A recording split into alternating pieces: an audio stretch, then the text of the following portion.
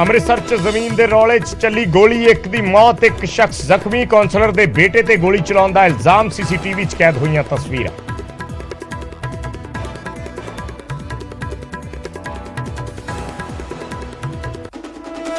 पंचायत मंत्री ते साबका पंचायत मंत्री आमो सामने। कुलदीप धालीवाल ने लाए करोड़ों की जमीन कपले के इल्जाम। क्या जाते जाते महंगी जमीन का कर गए घोटाला। तो तृप्त बाजवा बोले किसी भी तरह की जांच लई हां तैयार। हिमाचल के लोगों तो केजरीवाल ने मंगया एक मौका। हमीरपुर रैली च बोले सुनहरे भविख लई आप नूं करो अगे, सिक्ख्या सहूलतां च नहीं छड्डांगे कोई कसर। इलैक्शन कमिशन ने अकाली दल के संगरूर चोणां वाले पोस्टर ते लाई रोक। कानून व्यवस्था विगड़न के खतरे का दिता तर्क। अकाली दल का जवाब बंदी सिंघां नूं लैके सी पोस्टर, दोबारा करांगे चोण कमिशन तक पहुंच।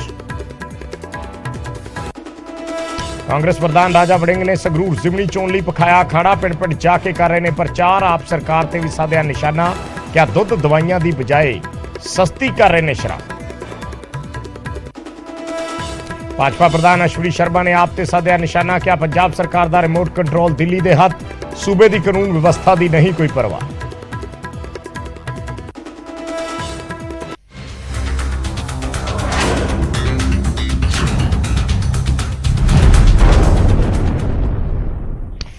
सत श्री अकाल। फर्क तां पैंदा है दी खास पेशकश लैके मैं विजयपाल सिंह बराड़ तुहाडे सामने हाजिर हां। शुरुआत बरनाला तो। बरनाला च नशे च तोते एक ASI ने मोटरसाइकिल सवारां नूं टक्कर मार के जख्मी कर दिता।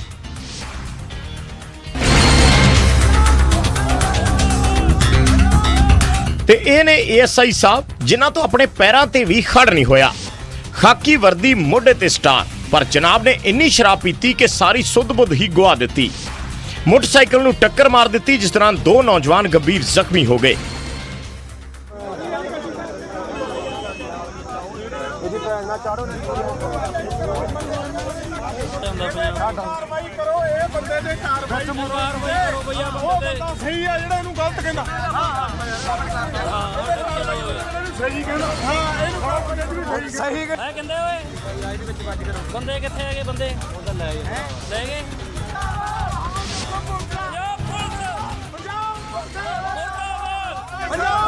फिर दो पुलिस मुलाजम आए ते उस ASI नूं लैके गए ते जांदे जांदे ASI साहब फिर लड़खड़ाउंदे ते डिगदे गए ते फिर दूजे पुलिस कर्मचारी ने ASI दे इक सुन्न मारिया ते चक के गड्डी च बिठा लिया। पर इस दौरान पुलिस नूं भीड़ दे गुस्से दा शिकार होना पिया।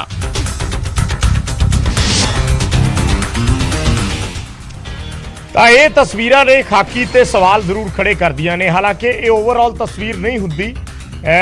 हर महकमे दे विच ऐसे शख्स हुंदे ने, पर घट्टो घट जे कोई वर्दी दे विच ऐसे किसी गलत कार्य नूं अंजाम दिंदा तां फिर उसके खिलाफ कार्रवाई होनी भी बनती है।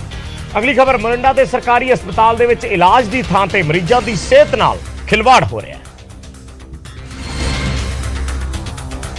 ते तस्वीरां ने सरकारी अस्पताल मोरिंडा दियां, जिथे एक शख्स पहला मरीज दे टीका लगाउंदा है ते उस तो बाद उही व्यक्ति आ जांदा है दवाई देण ते पर्ची ते लिखियां होईयां दवाइयां दे रहा है। अस्पताल च मरीजां नूं सहूलत देण दा ही काम हुंदा है, पर जो सहूलतां वो दे रहा है वो डॉक्टर नहीं। जी हाँ, ये डॉक्टर नहीं सगों दर्जा 4 मुलाजम है जो अपने हस्पताल की सेहत का ध्यान छड्ड मरीजों की सेहत ठीक करने च व्यस्त है।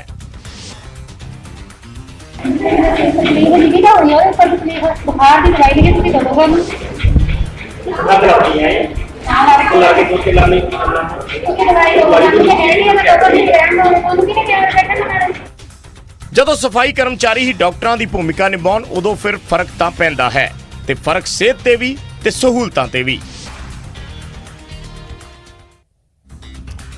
अमृतसर जलंधर GT रोड ते कट्टी एक कलोनी नूं लैके पंचायत मंत्री कुलदीप धालीवाल ते साबका पंचायत मंत्री तृप्त रजिंदर सिंह बाजवा आमो सामने हो गए। तृप्त रजिंदर सिंह बाजवा जी ने फाइल कड्ढी ते काली नाल साइन कीते। बिठाओ को सिटिंग जज, मैं इंक्वायरी कराउण नूं तैयार हां। ते पंचायत मंत्री कुलदीप धालीवाल ने साबका पंचायत मंत्री तृप्त बाजवा ते इल्जाम लाया कि कलोनी बाजवा ने गलत तरीके नाल पास कीती ते कलोनी लई वेची जमीन च 28 करोड़ रुपए का घोटाला होया है। पर बाजवा का तर्क है कि रेट मंत्री नहीं हाई पावर्ड कमेटी तय करती है। 7.5 करोड़ रुपये पर एकड़ उस समय रेट सीगा। सरकार नूं जिहड़ा घट है ਤੇ ਉਸ ਪਿੰਡ ਦੀ ਪੰਚਾਇਤ ਨੂੰ ਘਾਟਾ 28 ਕਰੋੜ ਰੁਪਏ ਦਾ ਘਪਲਾ ਹੋਇਆ, ਇਹਦੇ ਵਿੱਚ 28 ਕਰੋੜ ਰੁਪਏ। ਇਹ high powered committee rate fix ਕਰਦੀ ਆ। ਜੋ ਹਾਈ ਪਾਵਰਡ ਕਮੇਟੀ ਨੇ ਰੇਟ ਫਿਕਸ ਕਰਕੇ ਜਿਹੜਾ ਭੇਜਿਆ, ਉਹਦੇ ਤੇ ਜਿਹੜਾ ਫੈਸਲਾ ਹੋਇਆ। ਧਾਲੀਵਾਲ ਦਾ ਇਹ ਵੀ ਸਵਾਲ ਸੀ ਕਿ ਜਦੋਂ 10 ਮਾਰਚ ਨੂੰ ਪੰਜਾਬ 'ਚ ਆਮ ਆਦਮੀ ਪਾਰਟੀ ਦੀ ਸਰਕਾਰ ਬਣ ਗਈ ਤਾਂ 11 ਮਾਰਚ ਨੂੰ ਬਾਜਵਾ ਨੇ ਕਿਸ ਪਾਵਰ ਤਹਿਤ ਫਾਈਲ ਤੇ ਦਸਤਖਤ ਕੀਤੇ। ਪਰ ਬਾਜਵਾ ਮੁਤਾਬਕ ਉਹ ਕੇਅਰ ਟੇਕਰ ਮੰਤਰੀ ਸਨ। ਜਦੋਂ ਫਾਈਲ ਤੇ ਦਸਤਖਤ ਕੀਤੇ ਉਸ ਸਮੇਂ ਕੋਡ ਆਫ ਕੰਡਕਟ ਲੱਗਾ ਸੀਗਾ ਕਿ ਫਾਈਲ ਤੇ ਦਸਤਖਤ ਨਹੀਂ ਹੋ ਸਕਦੇ। ਮੈਂ ਕਹਿੰਦਾ ਚਲੋ ਉਹ ਮੈਂ ਮੰਨ ਲਈ ਗੱਲ, ਉਨੀ ਕੋਈ ਗੱਲ ਗਲਤ ਹੋ ਗਈ, ਪਰ ਮੇਰਾ ਖਿਆਲ 11 ਤਰੀਕ ਨੂੰ ਕੋਡ ਹਟ ਚੁੱਕਾ ਸੀਗਾ। ਧਾਲੀਵਾਲ ਨੇ ਇਸ ਮਾਮਲੇ ਦੀ ਜਾਂਚ ਲਈ 3 ਮੈਂਬਰੀ ਕਮੇਟੀ ਬਣਾ ਦਿੱਤੀ ਹੈ ਜੋ ਹਫ਼ਤੇ 'ਚ ਆਪਣੀ ਰਿਪੋਰਟ ਦੇਵੇਗੀ। ਪਰ ਬਾਜਵਾ ਨੂੰ ਕਮੇਟੀ ਦੀ ਜਾਂਚ ਤੇ ਯਕੀਨ ਨਹੀਂ। ਉਹ ਸਿਟਿੰਗ ਜੱਜ ਤੋਂ ਪੂਰੇ ਮਾਮਲੇ ਦੀ ਜਾਂਚ ਕਰਵਾਉਣ ਦੀ ਮੰਗ ਕਰ ਰਹੇ ਨੇ।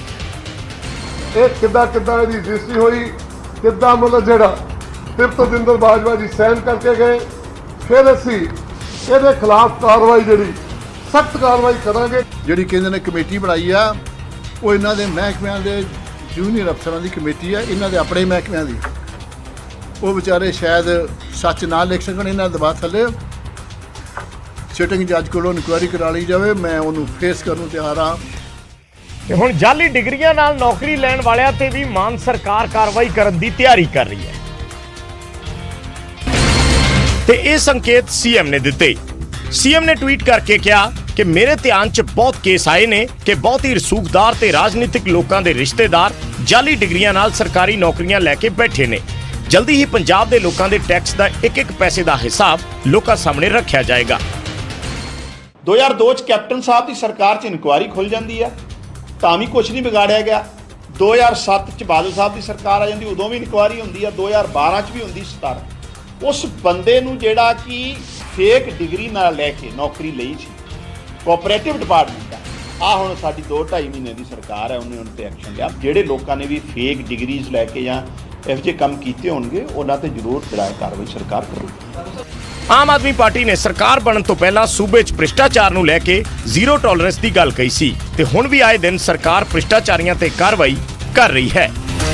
ਤੇ ਅਕਾਲੀ ਦਲ ਨੇ ਸੰਗਰੂਰ ਜ਼ਿਮਨੀ ਚੋਣ ਨੂੰ ਲੈ ਕੇ ਇੱਕ ਪੋਸਟਰ ਜਾਰੀ ਕੀਤਾ ਹੈ ਜਿਸ ਤੇ ਇਲੈਕਸ਼ਨ ਕਮਿਸ਼ਨ ਨੇ ਰੋਕ ਲਾ ਦਿੱਤੀ ਤੇ ਇਸ ਪੋਸਟਰ ਤੇ ਸੀ ਬਲਵੰਤ ਸਿੰਘ ਰਾਜੋਆਣਾ ਦੀ ਫੋਟੋ ਜਿਸ ਤੇ ਸਲਾਖਾਂ ਬਣੀਆਂ ਹੋਈਆਂ ਨੇ ਤੇ ਫੰਦਾ ਬਣਿਆ ਹੋਇਆ ਹੈ।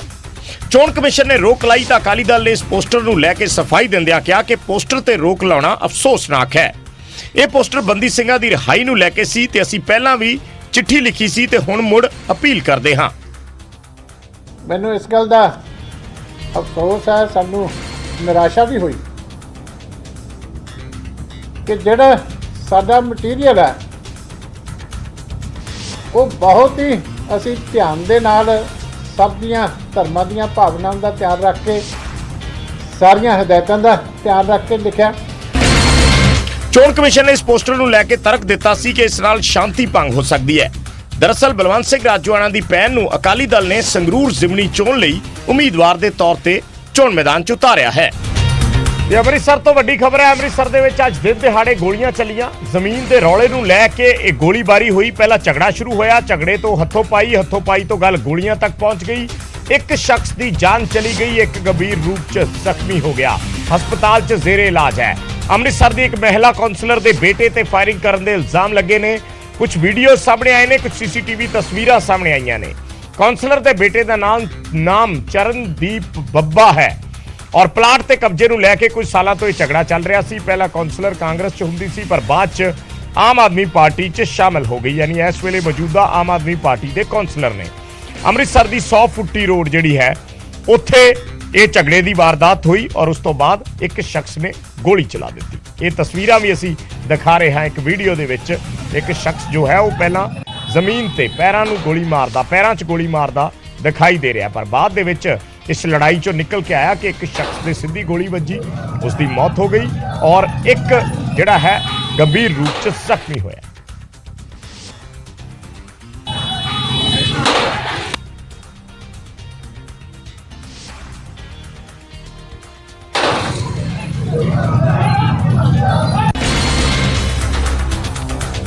ਤੇ ਇਲਜ਼ਾਮ ਲੱਗੇ ਨੇ ਆਮ ਆਦਮੀ ਪਾਰਟੀ ਦੀ ਕੌਂਸਲਰ ਦੇ ਪੁੱਤਰ ਤੇ।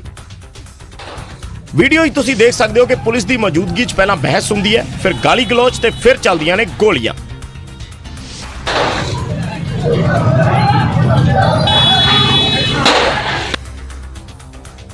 ਇਸ ਗੋਲੀਬਾਰੀ 'ਚ ਇੱਕ ਦੀ ਮੌਤ ਹੋ ਗਈ ਜਦਕਿ 2 ਗੰਭੀਰ ਜ਼ਖਮੀ ਨੇ। ਦੁਕਾਨ ਦੇ ਅੰਦਰ ਵੈਲਡਿੰਗ ਵਾਲਾ ਲਾਇਆ, ਦੁਕਾਨ ਦਾ ਸ਼ਟਰ ਠੀਕ ਕਰਾਣੇ ਪਏ ਆ। ਇੱਕ ਅਸੀਂ ਕੰਪਨੀ ਦੀ ਫ੍ਰਿਜ ਆਈ, ਦੀ ਕੰਪਨੀ ਦੀ ਫ੍ਰਿਜ ਦਾ ਫਰੇਮ ਜਿਹਾ ਬਣਾਉਣੇ ਪਏ ਆ ਥੱਲੇ ਉੱਤੇ ਆਪਣੀ ਦੁਕਾਨ ਦੇ ਬਾਹਰ।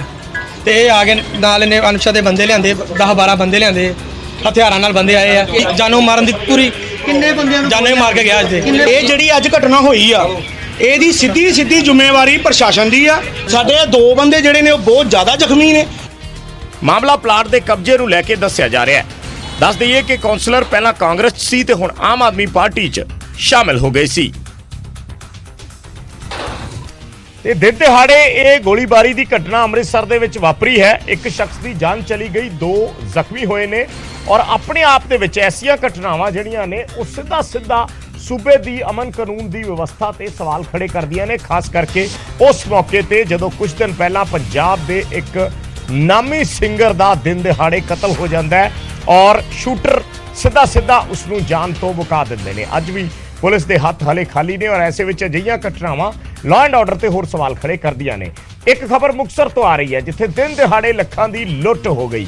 ਮੁਕਤਸਰ ਦੇ ਵਿੱਚ ਤੇਜ਼ਧਾਰ ਹਥਿਆਰਾਂ ਦੀ ਨੋਕ ਤੇ 2 ਲੱਖ ਰੁਪਏ ਲੁੱਟੇ ਗਏ। ਰਿਕਸ਼ਾ ਤੇ ਸਵਾਰ ਹੋ ਕੇ ਇੱਕ ਸ਼ਖਸ ਜਾ ਰਿਹਾ ਸੀ, ਮੋਟਰਸਾਈਕਲ ਤੇ ਲੁਟੇਰੇ ਆਏ ਤੇ 2 ਲੱਖ ਰੁਪਇਆ ਖੋ ਕੇ ਫਰਾਰ ਹੋ ਗਏ। ਇਹ ਮੁਕਤਸਰ ਤੋਂ ਖਬਰ ਹੈ ਜਿੱਥੇ ਲੁੱਟ ਦੀ ਇਸ ਵਾਰਦਾਤ ਨੂੰ ਮੋਟਰਸਾਈਕਲ ਤੇ ਆਏ ਲੁਟੇਰਿਆਂ ਨੇ ਅੰਜਾਮ ਦਿੱਤਾ। ਉਹ ਸ਼ਖਸ ਜ਼ਖਮੀ ਹੈ, ਹਸਪਤਾਲ ਦੇ ਵਿੱਚ ਜ਼ੇਰੇ ਇਲਾਜ ਹੈ ਜਿਸ ਤੋਂ ਪੈਸੇ ਖੋਏ ਗਏ। ਦਿਨ ਦਿਹਾੜੇ ਰਿਕਸ਼ਾ ਤੇ ਇਹ ਸ਼ਖਸ ਜਾ ਰਿਹਾ ਸੀ, ਮੋਟਰਸਾਈਕਲ ਤੇ ਲੁਟੇਰੇ ਆਉਂਦੇ ਹੈ ਤੇ 2 ਲੱਖ ਰੁਪਇਆ ਖੋ ਕੇ ਫਰਾਰ ਹੋ ਜਾਂਦੇ।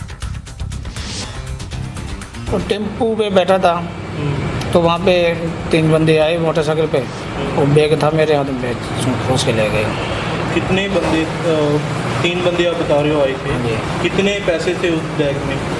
उसमें ऐसा था 1.5 लाख रुपये था। 1.5 लाख के करीब? 1.5 लाख, 2 के करीब ऐसा था। ओके, कहाँ से आए थे और कहाँ जा रहे थे आप? मैं बठिंडा जा रहा था। बठिंडा जा रहे थे? बठिंडे से आए थे। यहाँ मुक्तसर में किस काम से आए थे? ਤੇ ਮਾਨ ਸਰਕਾਰ 1 ਜੁਲਾਈ ਤੋਂ ਸ਼ਰਾਬ ਦੀ ਨਵੀਂ ਨੀਤੀ ਲਿਆਉਣ ਜਾ ਰਹੀ ਹੈ ਪਰ ਮੌਜੂਦਾ ਠੇਕੇਦਾਰਾਂ ਨੇ ਸਰਕਾਰ ਦੀ ਨਵੀਂ ਪਾਲਿਸੀ ਦਾ ਵਿਰੋਧ ਕੀਤਾ ਹੈ। ਤੇ ਇਸ ਪਾਲਿਸੀ ਨਾਲ ਸਰਕਾਰ ਦਾ ਤਰਕ ਹੈ ਕਿ ਨਵੀਂ ਨੀਤੀ ਨਾਲ ਮਾਫੀਆ ਖਤਮ ਹੋ ਜਾਏਗਾ। ਪਰ ਲੁਧਿਆਣਾ 'ਚ ਪੰਜਾਬ ਭਰ ਦੇ ਠੇਕੇਦਾਰ ਇਕੱਠੇ ਹੋਏ ਤੇ ਇਲਜ਼ਾਮ ਲਾਇਆ ਕਿ ਇਸ ਨਾਲ ਉਹ ਬਰਬਾਦ ਹੋ ਜਾਣਗੇ ਔਰ ਵੱਡੇ ਗਰੁੱਪਾਂ ਦਾ ਮਾਫੀਆ ਬਣ ਜਾਏਗਾ। ਕੀ ਉਹਨਾਂ ਕੰਜ਼ਿਊਮਰ ਵਧੇਗਾ? ਇੱਕ ਬੰਦਾ 2 ਬੋਤਲਾਂ ਪੀਣੀ ਸ਼ੁਰੂ ਕਰ ਦੇਗਾ ਜੀ, ਜਾਂ ਨਵੇਂ ਕਿੰਨੇ ਬੰਦੇ ਲੱਗਣ ਜੀ? ਕਿੱਥੋਂ ਕੰਜ਼ੰਪਸ਼ਨ ਹੋਊਗੀ ਦੱਸੋ ਜੀ ਸ਼ਰਾਬ ਦੀ? ਠੇਕੇਦਾਰਾਂ ਮੁਤਾਬਕ ਇਹ ਨੀਤੀ ਇੱਕ ਸਾਜ਼ਿਸ਼ ਤਹਿਤ ਲਿਆਂਦੀ ਜਾ ਰਹੀ ਹੈ ਤਾਂ ਜੋ ਛੋਟੇ ਕਾਰੋਬਾਰੀਆਂ ਨੂੰ ਇਸ ਧੰਦੇ 'ਚੋਂ ਬਾਹਰ ਕਰ ਦਿੱਤਾ ਜਾਵੇ। ਇੱਕ ਸੋਚੀ ਸਮਝੀ ਸਾਜ਼ਿਸ਼ ਆ ਦਿੱਲੀ 'ਚ ਬੈਠ ਕੇ ਰਚੀ ਗਈ ਪੰਜਾਬੀ ਨੂੰ ਬੇਰੁਜ਼ਗਾਰ ਕਰਨ ਲਈ। ਉਸੇ ਸਾਜ਼ਿਸ਼ ਤੇ ਦੀ ਬੰਦੇ ਬਾਹਰੋਂ ਲਿਆ ਕੇ ਉਹਨੂੰ ਠੇਕੇ ਦਿੱਤੇ ਜਾਣੇ। ਉਧਰ ਸ਼ਰਾਬ ਠੇਕੇਦਾਰਾਂ ਦੇ ਆਪਣੇ ਤਰਕ ਨੇ ਪਰ ਸਰਕਾਰ ਦਾ ਦਾਅਵਾ ਹੈ ਕਿ ਨਵੀਂ ਪਾਲਿਸੀ ਨਾਲ ਸ਼ਰਾਬ ਮਾਫੀਆ ਖਤਮ ਹੋ ਜਾਏਗਾ ਤੇ ਸੂਬੇ ਦੀ ਆਮਦਨ ਵਧੇਗੀ। ਜਿਹੜੀ ਸ਼ਰਾਬ ਦੀ ਨਜਾਇਜ਼ ਸਮਗਲਿੰਗ ਹੋ ਰਹੀ ਸੀ ਉਹ 100% ਬੰਦ ਹੋਊਗੀ। ਜਿਹੜੇ ਵੀ ਕਰਨਗੇ ਉਹਨਾਂ ਦੇ ਖਿਲਾਫ ਸਖਤ ਕਾਰਵਾਈ ਕੀਤੀ ਜਾਊਗੀ, ਰੈਵਨਿਊ ਵਧਾਇਆ ਜਾਊਗਾ। ਤੇ ਗੱਲ ਕਿਸਾਨੀ ਦੀ ਕਰਦੇ ਹਾਂ। ਗੰਨੇ ਦੀ ਅਦਾਇਗੀ ਨਾ ਹੋਣ ਤੇ ਕਿਸਾਨਾਂ ਨੇ ਇੱਕ ਵਾਰ ਫਿਰ ਪ੍ਰਦਰਸ਼ਨ ਕੀਤਾ ਹੈ। ਸ਼ੂਗਰ ਮਿਲ ਤੇ ਸੂਬਾ ਸਰਕਾਰ ਦੇ ਖਿਲਾਫ ਜੰਮ ਕੇ ਨਾਅਰੇਬਾਜ਼ੀ ਕੀਤੀ ਗਈ। ਖਬਰ ਮੁਕੇਰੀਆਂ ਤੋਂ। ਤੇ ਪ੍ਰਦਰਸ਼ਨ ਨਾਅਰੇਬਾਜ਼ੀ ਕਿਸਾਨਾਂ ਵੱਲੋਂ ਹੈ ਜਿਨ੍ਹਾਂ ਨੇ ਸ਼ੂਗਰ ਮਿਲ ਦੇ ਬਾਹਰ ਧਰਨਾ ਦਿੱਤਾ ਤੇ ਪ੍ਰਦਰਸ਼ਨ ਸਰਕਾਰ ਦੇ ਖਿਲਾਫ ਹੈ। ਮਾਮਲਾ ਗੰਨੇ ਦੀ 94 ਕਰੋੜ ਰੁਪਏ ਦੀ ਬਕਾਇਆ ਰਾਸ਼ੀ ਦਾ ਹੈ ਜਿਸ ਦੀ ਅਦਾਇਗੀ ਨਾ ਹੋਣ ਤੇ ਕਿਸਾਨਾਂ ਨੇ ਮੋਰਚਾ ਖੋਲ੍ਹ ਦਿੱਤਾ ਤੇ ਜਲੰਧਰ ਪਠਾਨਕੋਟ ਨੈਸ਼ਨਲ ਹਾਈਵੇ ਜਾਮ ਕਰ ਦਿੱਤਾ। ਅਸਲ 'ਚ ਪ੍ਰਸ਼ਾਸਨ ਜਿਹੜਾ ਵਾ ਜ਼ਿਲ੍ਹਾ ਪ੍ਰਸ਼ਾਸਨ ਉਹ ਵਿੱਚ ਪਿਆ ਸੀ ਸਮਝੌਤੇ ਦੇ। ਤੁਹਾਨੂੰ ਪਹਿਲਾਂ ਬੇਨਤੀ ਕੀਤੀ ਹੈ ਵੀ 3-4 ਮੀਟਿੰਗਾਂ ਜਿਹੜੀਆਂ ਕੀਤੀਆਂ ਨੇ ਅਸੀਂ ਵੀ ਸਾਨੂੰ ਪੈਸੇ ਦੇ ਦਿਓ, ਸਾਡਾ ਕੋਈ ਇਰਾਦਾ ਨਹੀਂਗਾ ਰੋਡ ਰੱਖਣ ਦਾ, ਸਾਨੂੰ ਹੁਣੇ ਪੈਸੇ ਦੇ ਦੇਣ, ਅਸੀਂ ਹੁਣੇ ਉੱਠ ਕੇ ਘਰ ਨੂੰ ਚਲੇ ਜਾਵਾਂਗੇ।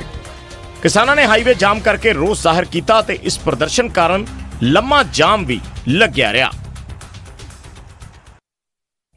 ਮੋਗਾ ਝਾੜਤੀਆਂ ਨੇ ਸਰਕਾਰ ਦੇ ਖਿਲਾਫ ਮੋਰਚਾ ਖੋਲ੍ਹ ਦਿੱਤਾ ਤੇ ਮਾਰਕਫੈੱਡ ਦੀ ਦੁਕਾਨ ਦੇ ਬਾਹਰ ਹੀ ਟੈਂਟ ਲਾ ਕੇ ਧਰਨੇ ਤੇ ਬੈਠ ਗਏ।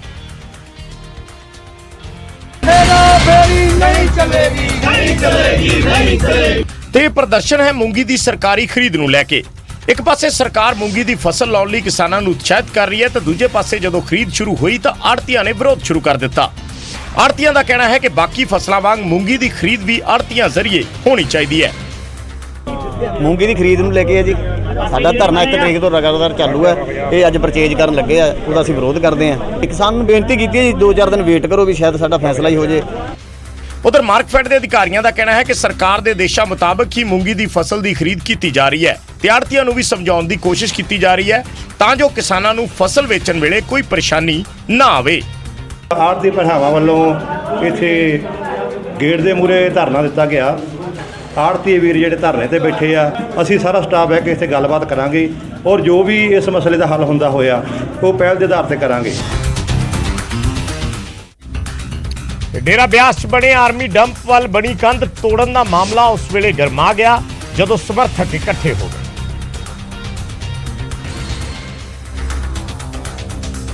ਇੱਕ ਪਾਸੇ ਵੱਡੀ ਗਿਣਤੀ 'ਚ ਪੁਲਿਸ ਡੇਰੇ ਬਿਆਸ ਦੇ ਆਰਮੀ ਡੰਪ ਕੋਲ ਪਹੁੰਚੀ ਤਾਂ ਉਧਰ ਸਥਾਨਕ ਵਾਸੀ ਵੀ ਇਕੱਠੇ ਹੋ ਗਏ ਤੇ ਡੇਰੇ ਨਾਲ ਜੁੜੇ ਸਥਾਨਕ ਵਾਸੀਆਂ ਨੇ ਪੁਲਿਸ ਦਾ ਵਿਰੋਧ ਕੀਤਾ। ਦਰਅਸਲ ਹਾਈ ਕੋਰਟ ਦੇ ਹੁਕਮਾਂ ਤੋਂ ਬਾਅਦ ਪੁਲਿਸ ਆਰਮੀ ਡੰਪ ਦੇ ਕੋਲ ਬਣੀ ਕੰਧ ਢਾਉਣ ਆਈ ਸੀ, ਪਰ ਲੋਕਾਂ ਨੇ ਰੋਸ ਵਜੋਂ ਧਰਨਾ ਲਾ ਦਿੱਤਾ। ਆਮ ਆਦਮੀ ਪਾਰਟੀ ਨੇ ਹਿਮਾਚਲ ਚੋਣਾਂ ਨੂੰ ਲੈ ਕੇ ਕਮਰ ਕੱਸ ਲਈ ਹੈ ਤੇ ਪੰਜਾਬ ਤੇ ਦਿੱਲੀ ਦੇ ਸੀਐਮ ਅੱਜ ਹਿਮਾਚਲ ਦੇ ਹਮੀਰਪੁਰ ਪਹੁੰਚੇ ਤੇ ਸਿੱਖਿਆ ਦੇ ਮੁੱਦੇ ਤੇ ਅਧਿਆਪਕਾਂ ਨਾਲ ਸੰਵਾਦ ਕੀਤਾ। ਕੇਜਰੀਵਾਲ ਨੇ ਇਸ ਦੌਰਾਨ ਜੋ ਦਿੱਲੀ 'ਚ ਸਿੱਖਿਆ ਦੇ ਖੇਤਰ 'ਚ ਕੰਮ ਕੀਤਾ ਤੇ ਸੁਧਾਰ ਕੀਤੇ ਨੇ ਉਹਨਾਂ ਦਾ ਜ਼ਿਕਰ ਕੀਤਾ कि दिल्ली सरकार का 25% बजट शिक्षा पे और आज तक चला आ रहा है।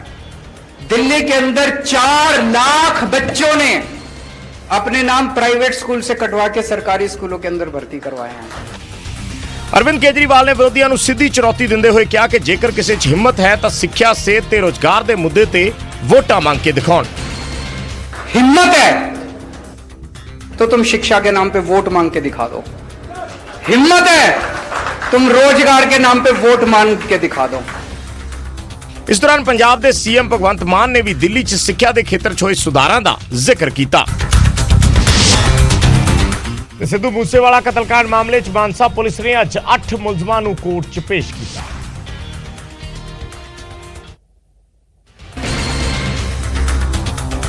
ਤੇ ਪੁਲਿਸ ਨੂੰ ਕੇਕੜੇ ਦਾ ਦੁਬਾਰਾ ਰਿਮਾਂਡ ਮਿਲ ਗਿਆ ਤੇ 14 ਜੂਨ ਤੱਕ ਕੇਕੜੇ ਨੂੰ ਰਿਮਾਂਡ ਤੇ ਭੇਜ ਦਿੱਤਾ।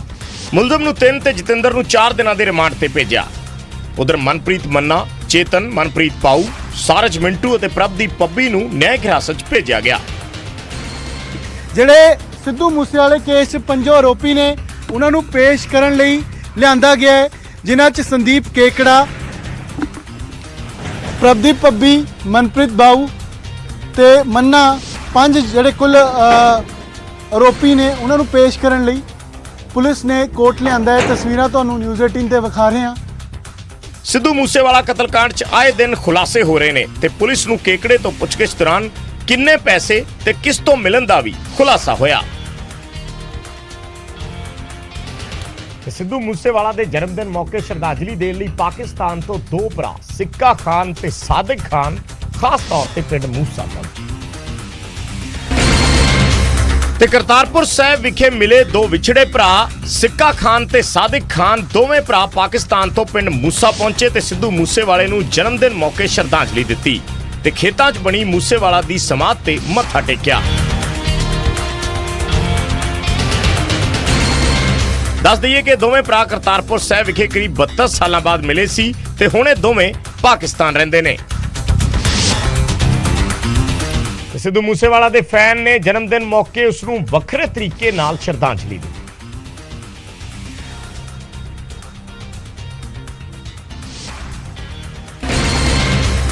ਗੱਡੀ ਦੇ ਅੱਗੇ ਪਿੱਛੇ ਸਾਈਡਾਂ ਤੇ ਸਾਰੇ ਪਾਸੇ ਹੀ ਸਿੱਧੂ ਮੂਸੇਵਾਲਾ ਦੀਆਂ ਤਸਵੀਰਾਂ ਲੱਗੀਆਂ ਨੇ ਤੇ ਇਹ ਗੱਡੀ ਕੋਈ ਆਮ ਗੱਡੀ ਨਹੀਂ ਸਗੋਂ ਐਂਬੂਲੈਂਸ ਹੈ ਤੇ ਐਂਬੂਲੈਂਸ ਜਲੰਧਰ ਦੇ ਸੁਖਦੇਵ ਸਿੰਘ ਦੀ ਹੈ ਤੇ ਉਸਨੇ ਸਿੱਧੂ ਦੀਆਂ ਤਸਵੀਰਾਂ ਐਂਬੂਲੈਂਸ ਤੇ ਲਗਾ ਦਿੱਤੀਆਂ ਅਤੇ ਸਿੱਧੂ ਮੂਸੇਵਾਲਾ ਦੇ ਜਨਮ ਦਿਨ ਮੌਕੇ ਮੂਸਾ ਪਹੁੰਚ ਕੇ ਕੇਕ ਕੱਟਿਆ। ਮੈਂ ਜਲੰਧਰ ਤੋਂ ਆਇਆ ਬਾਈ, ਮੈਸੀ ਬਾਈ ਦਾ ਕੇਕ ਲੈ ਕੇ ਆਏ ਜੀ, ਫਲਾਵਰ ਲੈ ਕੇ ਆਏ ਬਾਈ ਵਾਸਤੇ। ਐਂਬੂਲੈਂਸ ਚਾਲਕ ਦਾ ਕਹਿਣਾ ਹੈ ਕਿ ਉਹ ਸੰਸਕਾਰ ਮੌਕੇ ਵੀ ਆਇਆ ਸੀ ਤੇ ਭੋਗ ਵਾਲੇ ਦਿਨ ਵੀ। ਜਦੋਂ ਮੂਸੇਵਾਲਾ ਦੇ ਪਰਿਵਾਰ ਨੇ ਦਸਤਾਰ ਬੰਨ੍ਹ ਕੇ ਆਉਣ ਨੂੰ ਕਿਹਾ ਸੀ ਤਾਂ ਉਸ ਦਿਨ ਤੋਂ ਹੀ ਬਾਅਦ ਉਸਨੇ ਦਸਤਾਰ ਸਜਾਉਣੀ ਸ਼ੁਰੂ ਕਰ ਦਿੱਤੀ ਅਤੇ ਉਸਨੇ ਕਿਹਾ ਕਿ ਉਹ ਤਾਉਮਰ ਇਹ ਦਸਤਾਰ ਸਜਾਉਂਦਾ ਰਹੇਗਾ। ਕਿਉਂਕਿ ਅਸੀਂ ਸੰਸਕਾਰ ਤੇ ਵੀ ਆਏ ਸੀਗੇ, ਭੋਗ ਤੇ ਵੀ ਆਏ ਸੀਗੇ। ਅੱਜ ਮੈਂ ਆਪਣੀ ਲੈ ਕੇ ਤੇ ਵਧੀਆ ਦਸਤਾਰ ਤੇ ਸਿੱਧੂ ਬਾਈ ਨੂੰ ਇਹ ਵੀ ਸ਼ਰਧਾਂਜਲੀ ਹੈ ਜੀ ਸਾਡੀ। ਹਮੇਸ਼ਾ ਯਾਦ ਰੱਖਾਂਗੇ ਸਿਰ ਤੇ ਦਸਤਾਰ ਉਹਨਾਂ ਦੀ ਸਜਾਈ ਹੋਈ ਸਾਡੀ ਹਮੇਸ਼ਾ ਰਹੇਗੀ। ਤੇ ਫਰੀਦਕੋਟ ਦੇ ਵਿੱਚ ਇੱਕ ਵਾਰ ਮੁੜ ਤੋਂ ਖਾਲਿਸਤਾਨ ਦੇ ਨਾਅਰੇ ਲਿਖੇ ਮਿਲੇ ਨੇ।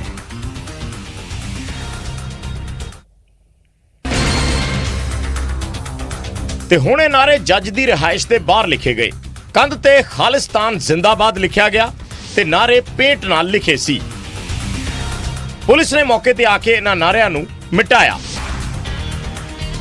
ਅਸੀਂ ਨਵੀਂ ਜਿਹੜੀ ਅੱਜ ਘਟਨਾ ਜਿਹੜੀ ਫਰੀਦਕੋਟ 'ਚ ਵਾਪਰੀ ਹੈ ਕਿ ਸੈਸ਼ਨ ਜੱਜ ਦੀ ਕੋਠੀ ਉਸਦੇ ਦੀਵਾਰ ਦੇ ਬਾਹਰ ਖਾਲਿਸਤਾਨ ਜਿੰਦਾਬਾਦ ਦੇ ਨਾਅਰੇ ਇੱਕ ਵਾਰ ਫਿਰ ਲਿਖੇ ਗਏ ਨੇ।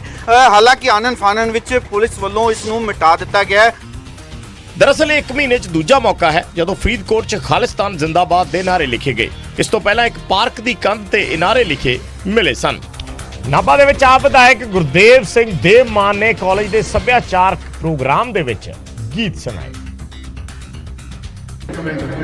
ਜੀ ਮੇਰਾ ਤਿਹਾਣੀ ਮੈਂ ਕਾ ਵੰਡ ਦਿਲਾ ਜੀਵੇਂ ਕੋਲ ਕੁਕੂ ਗੀਤ ਗਾਉਂਦੀ ਪਰ ਸਾਡਾ।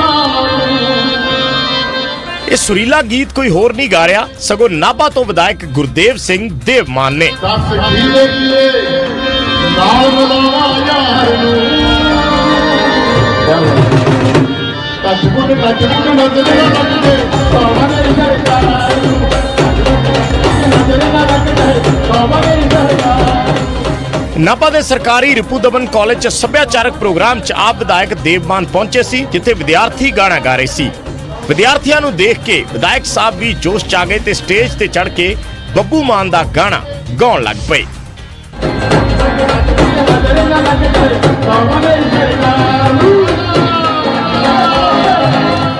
ਤੇ ਉਧਰ ਹਿਮਾਚਲ ਦੇ ਵਿੱਚ ਵੀ ਇੱਕ ਸੱਭਿਆਚਾਰਕ ਮੇਲੇ ਦੇ ਵਿੱਚ ਖੇਤੀ ਮੰਤਰੀ, ਉਦਯੋਗ ਮੰਤਰੀ ਤੇ ਰਾਜ ਸਭਾ MP ਨੱਚਦੇ ਨਜ਼ਰ ਆਏ।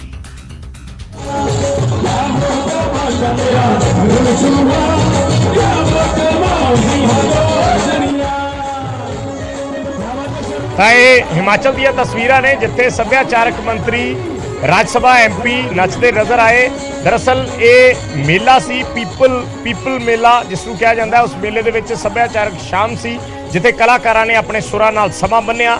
ਤਾਂ ਇਸ ਮੌਕੇ ਹਿਮਾਚਲ ਦੇ ਰਾਜ ਸਭਾ MP ਸਿਕੰਦਰ ਕੁਮਾਰ, ਉਦਯੋਗ ਮੰਤਰੀ ਵਿਕਰਮ ਠਾਕੁਰ ਤੇ ਖੇਤੀ ਮੰਤਰੀ ਵਰਿੰਦਰ ਕੰਵਰ ਸਿੰਘ ਖੁਦ ਨੂੰ ਰੋਕ ਨਹੀਂ ਪਾਏ ਤੇ ਹਿਮਾਚਲੀ ਗਾਣਿਆਂ ਤੇ ਉਹਨਾਂ ਦੇ ਪੈਰ ਥਿਰਕਦੇ ਨਜ਼ਰ ਆਏ। ਤਿੰਨਾਂ ਨੇ ਨੱਚ ਕੇ ਆਪਣੀ ਖੁਸ਼ੀ ਦਾ ਇਜ਼ਹਾਰ ਕੀਤਾ।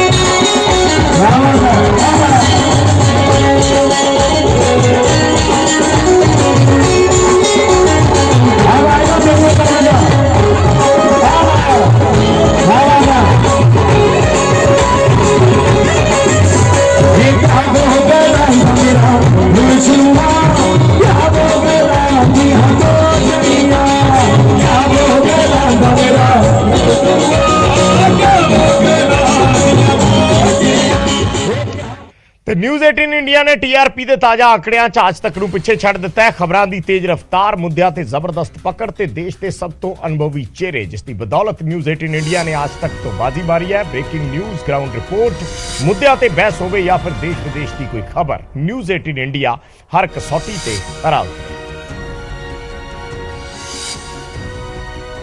ਤੇ ਫਰਕ ਤਾਂ ਪੈਦਾ ਹੈ ਦੀ ਇਸ ਖਾਸ ਪੇਸ਼ਕਸ਼ ਦੇ ਵਿੱਚ। ਫਿਲਹਾਲ ਇਹਨਾਂ ਹੀ ਮੈਨੂੰ ਦਿਓ ਇਜਾਜ਼ਤ।